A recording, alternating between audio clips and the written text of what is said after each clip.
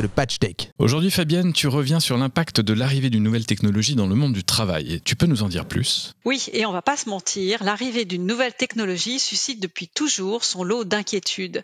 Dès le XVIIIe siècle, l'invention d'un dispositif révolutionnaire, la navette volante, améliorant la productivité des métiers à tisser, a eu pour conséquence de provoquer des révoltes. Car lorsque la tâche est répétitive, elle peut être facilement automatisée. Avec l'intelligence artificielle, 10% des emplois en France sont d'ailleurs exposés à une automatisation totale. Mais l'usage nous apprend également que l'intelligence artificielle ne se contente plus d'automatiser. Vous sentez déjà le changement de ton dans cette phrase qui verse dans l'anthropomorphisation de la machine, comme si elle était dotée de décision ? L'IA excelle à retranscrire et semble générer des idées à partir de grands ensembles de données. Elle a l'air d'apprendre et pourtant elle redéfinit les métiers. De nouveaux jobs surgissent directement liés à son usage. Comme cette information qui nous a frappé lorsqu'elle a été révélée en 2023. Dans le secteur des médias, des agences utilisent l'intelligence artificielle pour la rédaction d'articles en procédant ensuite à des vagues de licenciements de rédacteurs de contenu web. Et le plus ironique dans l'histoire, ces mêmes rédacteurs sont désormais payés assez mal pour rendre à cette production automatisée des aspects plus humains. Je m'explique.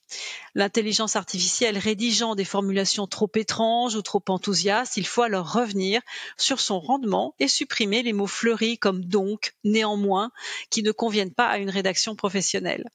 L'IA générative ne détruit pas d'emplois, mais juste le niveau de rémunération de ces emplois. Cette réalité soulève de grandes questions. Or, si tout devient homogène, comment se manifestera la valeur ajoutée ? Autre question, le risque de déqualification de l'utilisateur menace-t-elle l'intelligence artificielle elle-même qui s'alimente sur la créativité humaine ? In fine, elle risque de tourner en rond. Oui, alors là on touche au cœur du sujet. Homogénéité des compétences, diminution de la créativité. Comment les entreprises réagissent-elles face à ces risques afin de conserver justement ces précieuses compétences ? Alors, lorsqu'on parle de compétences, 71% des chefs d'entreprise préfèrent embaucher un candidat moins expérimenté, mais qui maîtrise les compétences de base de l'intelligence artificielle, plutôt qu'un expert qui ignore tout des usages. Finalement, faire travailler des humains plutôt que l'intelligence artificielle reste rentable dans la grande majorité des secteurs. Et selon le MIT, seuls 23% des travailleurs pourraient être remplacés de manière rentable. Ce discours est rassurant, car si nos activités reposent sur des compétences humaines telles l'empathie, le jugement, l'esprit critique, nous serons épargnés. Mais depuis peu, et c'est assez nouveau, nous découvrons que l'intelligence artificielle s'infiltre dans des métiers nécessitant de la réflexion, c'est-à-dire ceux des cols blancs, et qu'elle pourrait contribuer à combler le déficit de compétences dans certains secteurs. Le dernier World Trend Index annuel, publié en mai 2024, nous démontre une évolution. 3 travailleurs du savoir sur 4 utilisent l'intelligence artificielle au travail, mais seulement 39% d'entre eux ont obtenu cette formation dans leur entreprise. Autre paramètre instructif, d'après le World Economic Forum, qui rejoint les thèses de Gabriel Alpern sur l'hybridation, cette info que les étudiants apprennent mieux avec l'IA qu'en cours traditionnels. Ce qui signifie que les étudiants qui utilisent l'intelligence artificielle développent des compétences en pensée critique plus rapidement que ceux qui restent sur des méthodes dites classiques. La clé, c'est de savoir poser les bonnes questions, mais aussi d'interpréter les réponses. Or, les entreprises anglo-saxonnes comme Google, Skype, Apple l'ont compris.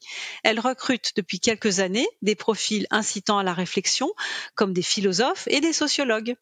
Le PDG de Microsoft France affirmait en outre que dans les 10 prochaines années, les profils les plus recherchés seraient les mathématiciens et les philosophes. Pourquoi ? Parce qu'à l'ère technologique, il est salutaire de questionner, de considérer les technologies elles-mêmes, la valeur du travail.